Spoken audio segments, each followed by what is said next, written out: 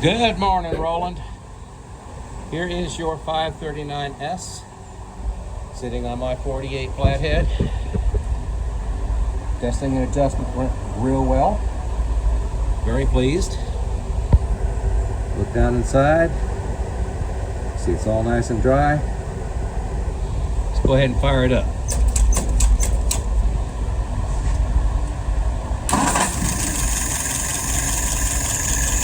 Alrighty. Look down inside again. You see that at an idle there's no drip, no run. So the float is set correctly. Alright.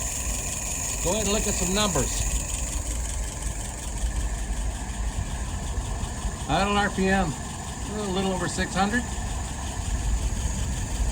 Fuel pressure about 2.75 rather.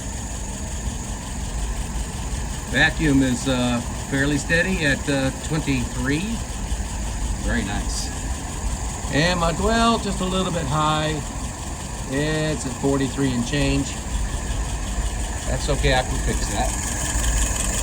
Let's go ahead and pull it through a few times.